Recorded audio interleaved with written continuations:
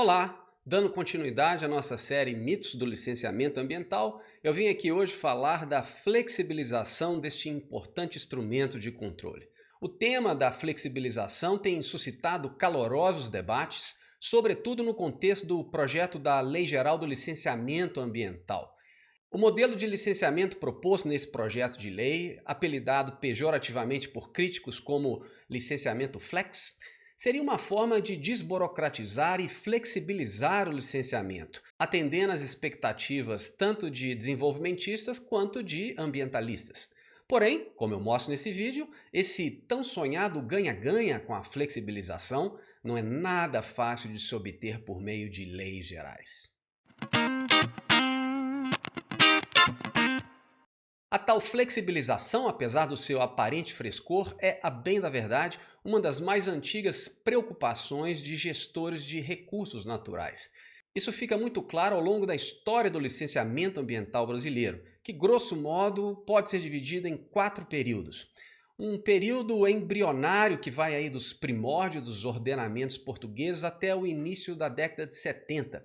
Esse longo período é marcado por autorizações fragmentadas de um governo central para acesso a recursos naturais, corte de árvores, caça, pesca, uso de recursos hídricos e eventuais lançamentos de efluentes e resíduos na natureza. Esse período vai até a década de 70, quando nós vemos o surgimento dos embriões do licenciamento ambiental moderno. Inicialmente, como mostra Yara Verocai num já clássico capítulo de livro, nós temos a pioneira aplicação da AIA no território brasileiro. Não no contexto do licenciamento ambiental, mas como uma condição do Banco Mundial para o financiamento das obras da usina hidrelétrica de Sobradinho. Paralelamente, como recapitula Sanches em um importante artigo, nós vemos também os governos estaduais do Rio de Janeiro e de São Paulo fazendo os primeiros regulamentos sobre o licenciamento ambiental. Na década de 70, porém, predominou sobretudo o licenciamento de fontes de poluição, embora já fosse prevista a sua vinculação com a avaliação de impacto ambiental de conjuntos de atividades e de empreendimentos. Foi somente depois do Decreto de 83 que regulamentou a Política Nacional do Meio Ambiente e, mais claramente, depois da Resolução CONAMA 0186, que deu diretrizes para os famosos EIA-RIMAs, que nós começamos a ver mais frequentemente esse licenciamento ambiental clássico, percebidos por muitos como rígido, ou seja, esse licenciamento que segue o rito da licença prévia, da licença de instalação e da licença de operação, precedido por volumosos estudos de impacto ambiental. Esse período de aplicação do licenciamento ambiental clássico e rígido, ele se estende até o final da década de 90, quando então nós começamos a ver os efeitos da Resolução CONAMA 237 de 1997. Essa resolução, que deu diretrizes mais detalhadas para o licenciamento, deu incentivos explícitos para a simplificação do licenciamento ambiental no Brasil. E a partir daí nós vemos uma série de resoluções CONAMA no nível federal e dezenas de normas estaduais simplificando e flexibilizando o licenciamento ambiental no país. Esse licenciamento trifásico precedido por EIA-RIMA passa a ser uma exceção aplicada sobretudo aos grandes projetos.